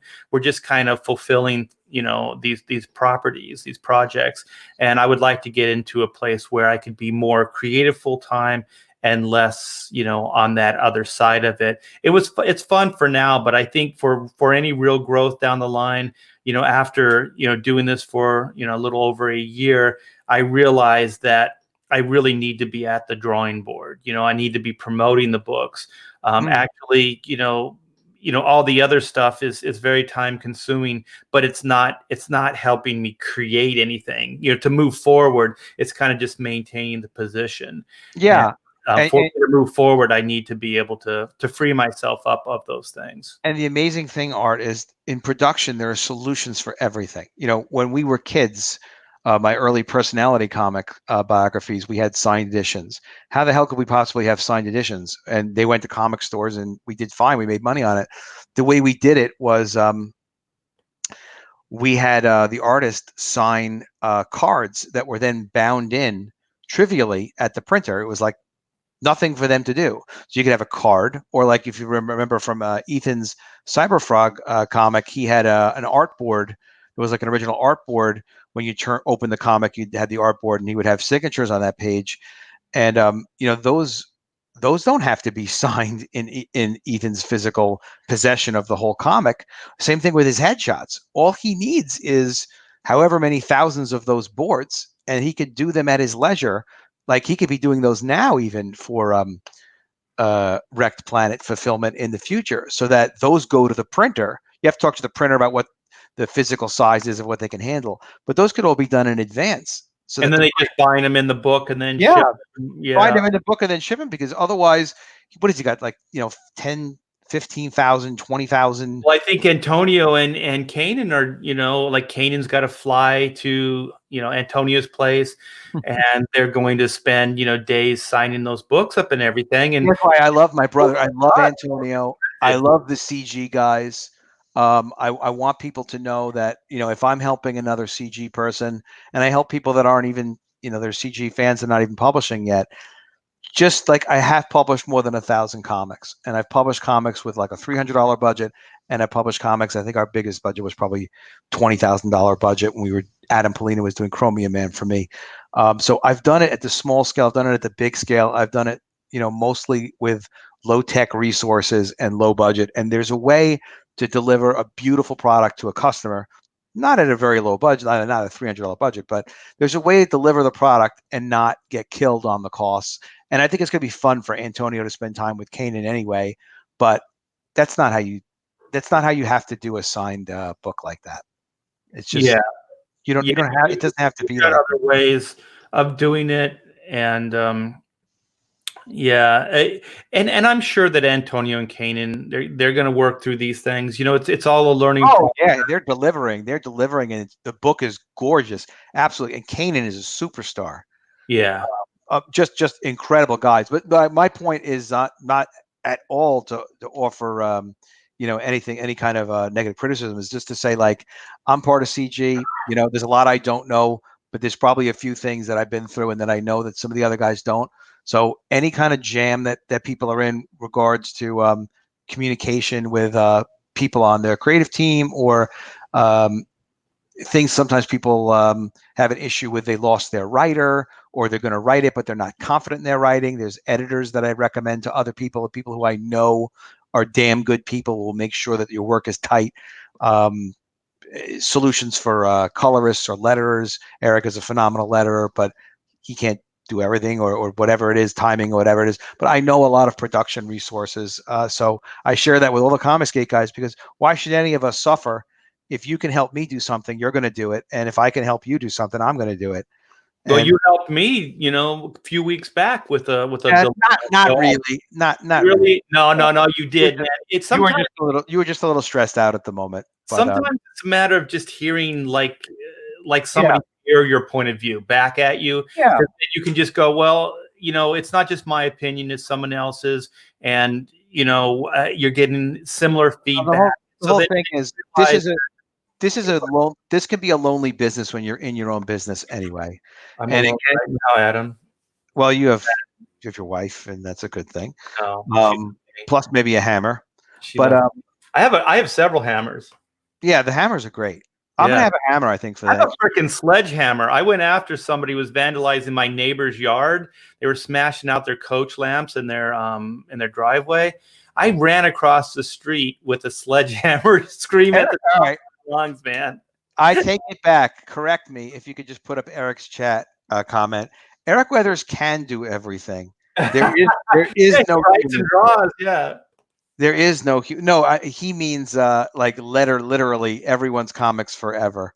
And he can write and draw. So yeah, he's a triple threat. Triple threat is what they say about those girls who have a great personality. Yes, but in any event, yeah, sometimes it's just like, hey, I'm stressed out, and just you hear another person's point of view, and then you figure everything out. But the thing of it is so I always make myself available. And look, I don't know everything, and sometimes I'm not even included in the whole thing. So I'm wrong about stuff all the time, from time to time, but I keep it limited. He's right 99.9% of the time. And for the rest, I just ask Art, what would he do? What would he do? And I say 1%. Okay, I would ask Adam. That's what I would do. There you go, problem solved. And I would pretend that I knew, and everybody laughs, and we move on. I'm really excited about College of the Dead graduation day. I'm glad I launched it not the same weekend as Ethan, so I could definitely be #1 trending. Ethan was on my show earlier, John Malin, Carla Rowe again today early. Just my big, thank you success stream. It was amazing. Comicsgate just keeps growing and being more successful. There's room in it for everybody. As long as you're just you don't like SJW comics and you respect your customers, we're interested. I think that Comicsgate's a really strong community. I think that we're going to learn, even more discipline, which I apply to myself. And, all of us, like, how do we leverage our tools? How do we collaborate more, get things done? And then, that's the foundation we're going to grow on, the energy and the focus. Yeah, and just great properties and killer enthusiasm. Just enthusiasm, that these mainstreams can't provide for you guys. I mean, this is an interesting time in comic books. There's a lot of dynamics happening right now. There's a lot of things merging, and it's interesting. What can I tell you? There's pluses and minuses, and I think in the big scheme of things, when the history books are written, and I've said this before, if we can hold on to this Comicsgate thing, we will definitely be in the history books. When the history books, of comics are written, it's going to be like, Comicsgate. They thought outside the box. They took it straight to the consumers, and they were a huge success. So I sincerely think if we can hold on to this for another year to 2 years, because if it's just a year or a year and a half, 2 years, people go, it's a flash in the pan, right? They'll just write it off. But if you can continue it for at least 5 years, then it's undeniable. Well, Art, we're going to take this next level, and I think the next level of what we're doing, aside from coordinating operations, like all being able to share in saving printing costs, because we buy a lot of printing. Mixam loves me, and Vinny Tartamello is the one that brought Mixam into the group. But Mixam is they like me. I haven't printed anything with him yet. And they're in the States here. So the head office is in the UK, but they print right here in the States, and they print in the UK, and they print in Australia as well. I think so as well. And I think they're going to open a Canadian operation, but they print all your books in one country. But the point is, we're going to get vendors like printers to respect us and appreciate that we buy all of this work and can help us out. And then we'll figure out more of this fulfillment stuff. There's still question marks about it. And I have researched it, but I haven't spent I spent probably 10 hours on it. But that's really like a 40+ hour job, and a lot of conversations and conversations with people that are incredibly busy too, like Ethan and John Malin, and just really thinking through. And I've actually never spoken to Richard Meyer before. I'm sure he'd love the idea of us the whole group being able to collaborate and save and conserve resources and things like that. But it'll take time for us to get there, but the opportunities are there.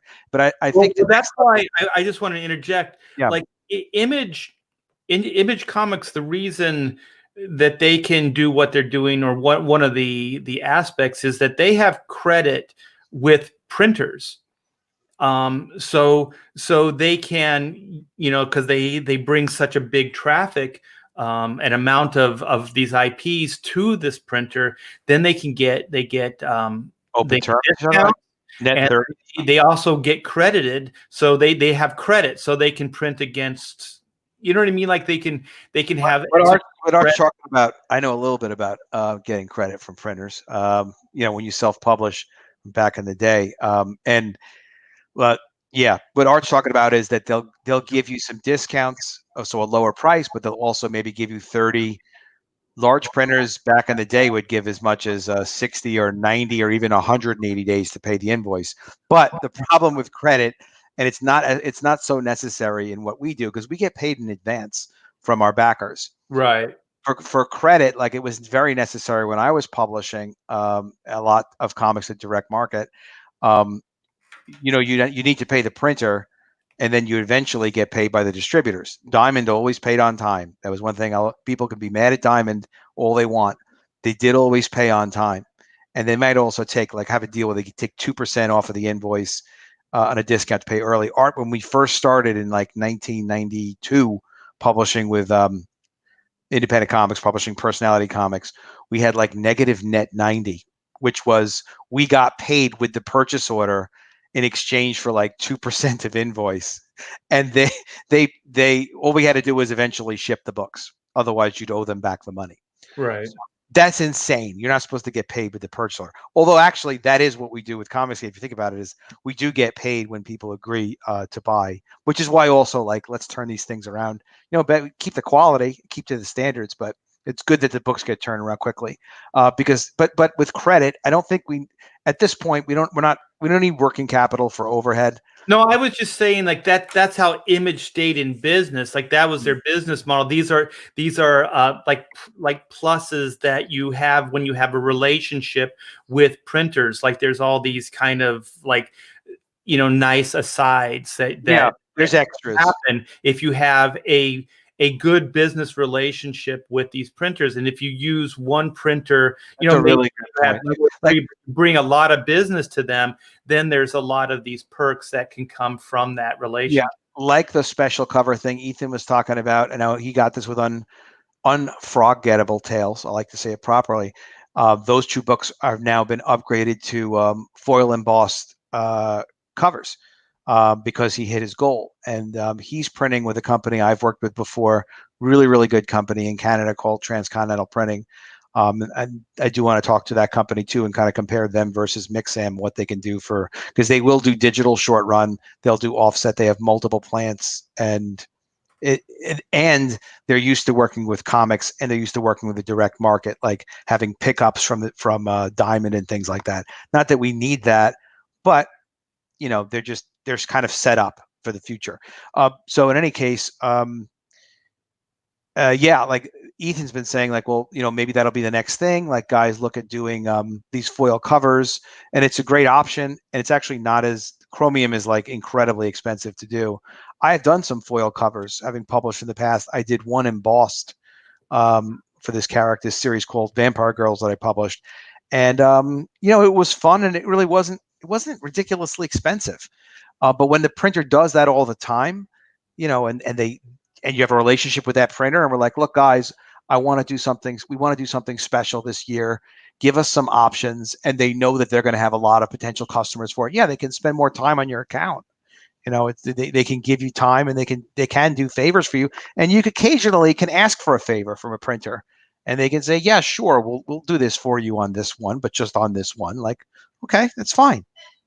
Yeah, so, and what I'm saying, just to clarify, it's not necessarily just one printer, but if you have a relationship with 1, 2, 3 printers and you use them on a regular monthly basis, then you can get perks and favors. That's all I was saying. And then they'll be used to dealing with us, and they'll be a lot less. They'll be shorthand as far as explaining what you need. Like if you have a relationship with a printer and you say, well, we want this foil like Cyberfrog was done, they're going to know what you're talking about. So there's less of reinventing the wheel and trying to Art, that's what we're talking about, is establishing a relationship. So then you have a relationship that doesn't just benefit you, but it benefits everybody that's part of what we're doing. And that's where Dan Fraga is going to eventually do his own comic, and SGM, Jordan Gordon Murphy, is going to do his own comic, supposedly, whatever. I don't know if that's still going forward or not, but there are major talents that are going to be looking at doing their own crowdfunding. If we were coordinated on our printing resources, if we were really coordinated the way I was talking about earlier on our fulfillment resources, then who would publish a book and not be part of Comicsgate, of any note? Then I could, you could contact, or I could contact, just about anybody we'd want and say, look, when you work with us, we take care of the printing, we take care of the fulfillment, we've got discounts in place, and there's just we also we promote like nobody promotes, but we could also physically produce the products and distribute them through fulfillment like nobody else. That would give us an edge that literally nobody could touch, because even if you replicated one, you couldn't replicate all three. Right. And also the thing is, sometimes what happens if you have a good working relationship with a printer, that sometimes what happens is there's priorities that happen. So if you do a lot of business with, let's say, printer X, then they're going to push your books through before they push other people's books through. So like let's just say DC Comics works with this publisher or this printer, and you're working with the same printer. They're probably going to, if there's a deadline problem and there's a priority problem, they're probably going to benefit the person that brings in more money than the little guy that just has one book. So I've been in situations with Image where there were priority issues, where printers actually said, we can't get this book done by this time because we're doing Wildcat, Spawn, and like all the big guys. So then the little guys, they can't put their book out at the same time. So they have to kind of get pushed back as far as priority. But if we were as a force of multiples, then I think we would also get better priority with the printer as well. Better priority, better pricing, and a real partnership. Like if we owned and controlled a printing plant, which is not going to happen, because it's not going to happen. But if we had an ownership in it, and it'd be like, well, Art, what are you trying to get done? Like, all right, well, we own the place, so let me make it their problem and see if they can figure something out for us. People were talking about lenticular covers. You know what? If we had a great relationship with our printer collectively, and we're like, look, we're all talking about foil, we're talking about lenticular. Give us 100 options, and let's get like some every week over the next few weeks. We want to see stuff. They get it done. You give them an assignment and they get it done. You can get a lot of leverage and value out of that. And the benefit that the printer gets is they know they're getting a ton of steady work that's all paying work. Paying work is not a common, it's not like you don't always get paid as a printer. Sometimes they make the stuff and they send it out and they don't get paid. So just being able to have that cash flow and know that the work is coming in, it's huge leverage for them. Either it's going to be probably Mixam or it's going to be Transcontinental. And the reason why I say that is both of those companies really know what the hell they're doing. They already both produce books for Comicsgate. And right now, as far as I know, they're printing Ethan's next book, and they printed Ethan's last book. And I know that because Ethan announced it on a live stream. It's no private conversation that we had. So, we already have substantial business with both of those two companies. And I don't know where Ethan's getting all of his like blacklight posters made and things like that and trading cards, but just from how he talks and from my experience, it just seems like it's all coming from Transcontinental, basically. Yeah, and sometimes you can get better deals locally. Like we tried to do a package deal on black and white with our printer, and even we got quotes from two different printers, and they were both high for like the trading cards and stuff like that. So my wife just started calling local printers, and we ended up getting better prices on like a lot of the stretch goal items than we were from the bigger companies. But the smaller, printers locally couldn't do big stuff like the comic book. So sometimes you can get some of these things printed at a better price. Yeah, Eric, look into those things, you guys. Because Ethan, he said it twice now, so I'm starting to get worried that he's actually saying the correct number. But Ethan said that, and he loves his backers and he loves his members of his channel. But he said twice he paid $600 for 1,000 trading cards that Heather Swain won. And I got the card, and it's a very pretty card. But Eric Weathers gave me the name Primo Print for who he used for trading cards. And they charge like $41 to $45 for a beautiful full color UV coated trading card. How many? What's the print one? 1,000. 1,000. Yeah, exactly. So it's a fraction of the cost. Why? Because they sit around doing it all day. And one of the secrets with printers is like they charge you an arbitrary amount to set up the printing press, and it's arbitrary, but it's not really their fixed cost and the variable. It's like they have the press, so essentially, like, well, you already have it, you're financing it, yes, but so if they set up a job, it may cost the same to print 1,000 cards as it does to print 50,000 cards as far as they're concerned, because the paper is inconsequential. It's the setup, it's time on the machine. And if it takes 2 seconds to do 1,000 cards and it takes 100 seconds to do 50,000 cards, they're still going to charge you for 50,000 cards. So you always want to get, and this is a pretty basic thing, but you always want to get a printer's quote for whatever you want them to print first before they print, and make no assumptions. Just as another example of Ethan, because he talks about these details and he's new at a lot of these things.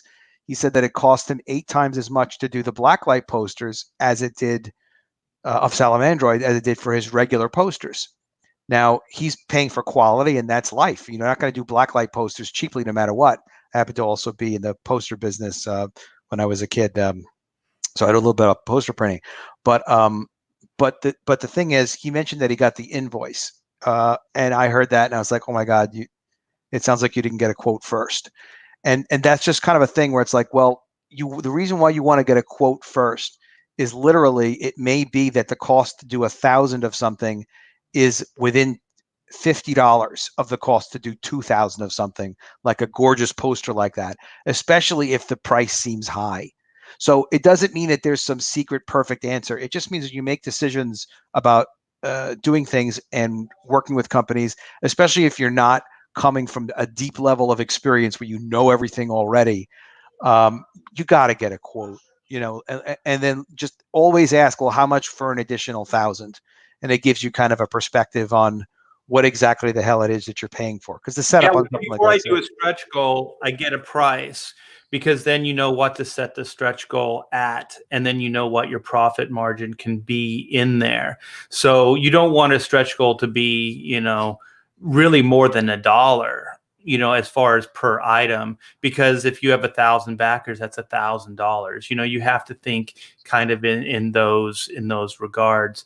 So it always helps to get those, like what Adam's saying, get those prices before, because also it helps you with the pricing of even stretch goals. How much you're going, because you have to cover your costs, and then you have to go from there. And some of these stretch goals are actually they're more expensive, and they're not really worthwhile, because they are counterproductive to your campaign.